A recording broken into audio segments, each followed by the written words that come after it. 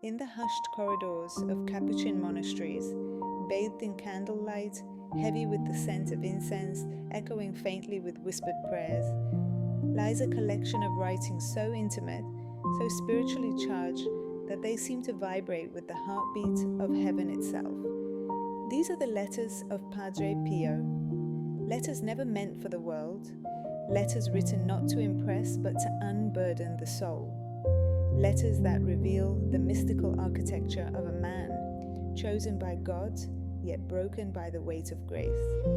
They form one of the most powerful spiritual autobiographies ever preserved, not written all at once, but slowly, painfully, over decades of suffering and supernatural encounters. A saint's soul poured out in ink. Padre Pio never wrote a diary, he never sat in a warm cell, reflecting calmly on his spiritual life. Instead, he bled his soul onto paper in moments of crisis, ecstasy, temptation, and revelation. For him, the letters were a lifeline, a place where he could whisper truths too heavy for ordinary ears, where he could confide things he feared people would either misunderstand or never believe. He wrote by candlelight, sometimes trembling, sometimes weeping, sometimes exhausted after battles with unseen adversaries, and always with humility. To the world he was Francesco Forgione, a friar with a gentle smile, but in these letters he was a soul wrestling with God, with angels, with demons, and with himself. His spiritual directors, Father Agostino Daniele and Father Benedetto Nardella, were not merely confessors or advisors. They became the keepers of his secret universe. Padre Pio held nothing back from them.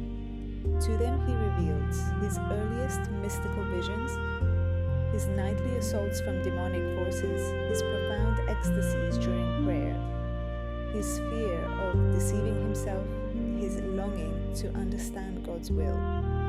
His humility was total, his obedience absolute. He begged them, "Do not abandon me, guide me. I'm afraid to walk alone in the darkness." Through their guidance, Padre Pio matured spiritually, but at a terrible cost.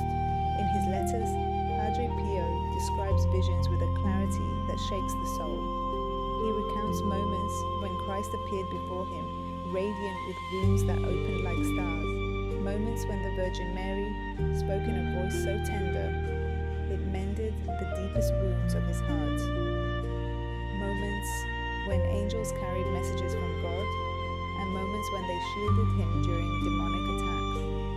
One of the most striking revelations is his relationship with his guardian angel, whom he called the little companion of my infancy. He describes hearing its voice, feeling its presence, and even asking it to carry messages to his spiritual directors when mail was delayed. These accounts, preserved in his letters, are not poetic exaggerations. They are the lived experience of a soul suspended between earth and eternity. In one of the most extraordinary sections of his correspondence, Padre Pio describes the moment his stigmata appeared.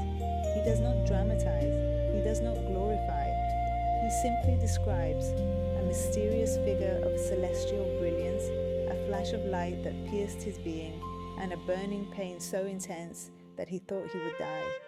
When he opened his eyes, his hands, feet, and side were bleeding. "My God," he wrote, "what have you done to me?" For him, the stigmata were not medals of honor, but heavy chains of love and suffering. He begged his directors to pray that God might take them away. But the wounds remained for 50 years. The letters reveal a terrifying reality. Padre Pio endured physical attacks from demonic forces. He wrote of being thrown from his bed, scratched and bruised, tormented with blasphemous thoughts, mocked by voices that seemed to come from the air itself. One night, after a violent assault, he wrote, "My Father, if you only knew what horrors I endure at night, your heart would break." Yet through all this suffering, Padre Pio remained anchored in prayer, repeating, "Suffering is God's cold kiss, but still a kiss." Not all his experiences were torment. Some letters describe moments of mystical union, so profound that words fail to capture their depth. times when Christ's presence flooded his soul with unbearable love. His heart felt lifted into the very heart of God. His spirit dissolved in divine light. His tears flowed not from pain, but from overwhelming joy. In these moments, heaven opened, time disappeared, the world fell away. He wrote, "My soul, oh what can I say? It was lost in God, as a drop of water in the ocean." These intimate revelations reveal the soul of a man who lived in constant tension between suffering and divine consolation. Despite the grandeur of his mystical life, Padre Pio constantly insisted, "I am nothing, God is everything." He feared being deceived by illusions. He feared being unfaithful to his calling. He feared that the supernatural phenomena surrounding him were misunderstandings. Above all, he feared pride. To his directors, he begged, "If I am wrong, correct me. If I am deceived, show me the truth. Do not allow me to offend God even in the smallest way." This humility, this total dependence on spiritual direction, is what ultimately